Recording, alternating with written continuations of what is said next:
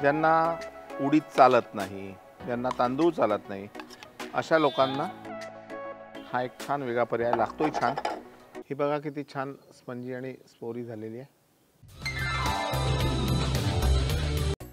भांडं बघून काही लक्षात आलं का? इडलीचं भांडं आहे, जुनं भांडं आहे माझ्या घरचं आणि यामध्ये इडली बनवायची। इडली आधी बनवलेली आहे पण आजची इडली वेगळी आहे, गव्हा मुगाची इडली। चला बनवू। आणि यामध्ये आपण मुगाची डाळ घेतलेली आहे। मुगाची डाळ साधारण 3 ते 4 तास भिजवून मग तिला वाटून घ्यायचं। जेवढी मुगाची डाळ तेवढेच आपण दलिया म्हणजेच ब्रोकन व्हीट आपण घेतलेला आहे।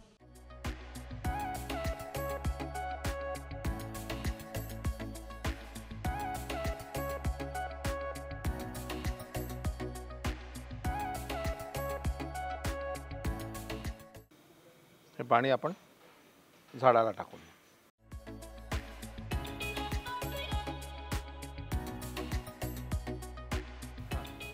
आता तुम्ही म्हणत असाल की हा प्रकार तुम्ही का करता? ज्यांना उडीद चालत नाही, ज्यांना तांदूळ चालत नाही, अशा लोकांना हा एक छान वेगळा पर्याय लागतोय। छान यामध्ये थोडंसं मीठ, थोडं दही घालू आपण आंबटपणासाठी।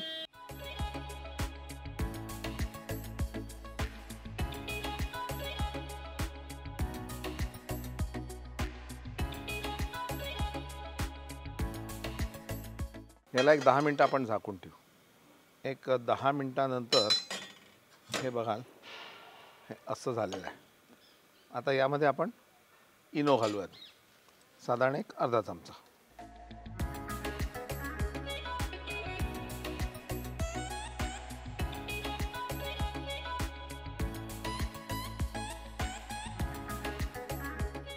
इडलीचा कपडा, त्यावर थोडंसं पाणी,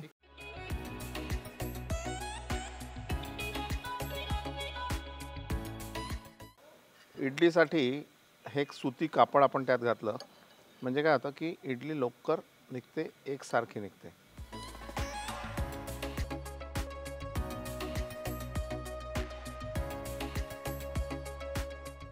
पुढचे 10 मिनिटं कॉफी घ्यायची, मी तर घेणार, तुम्ही पण घ्या। हा आहे खासियत बाजार।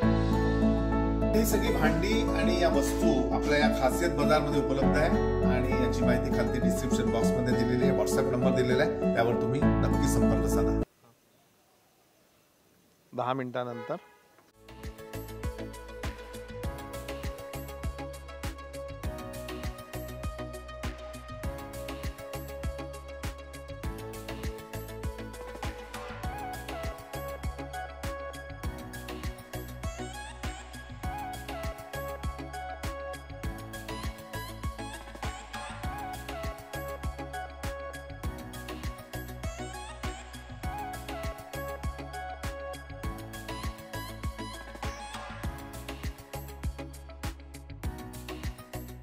ही मुगाची इडली केव्हा केली माहिती आहे का?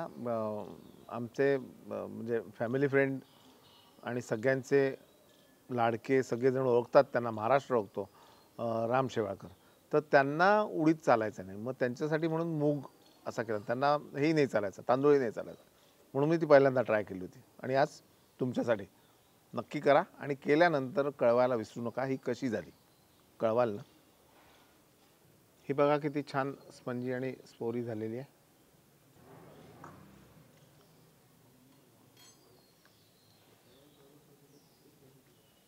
बढ़िया।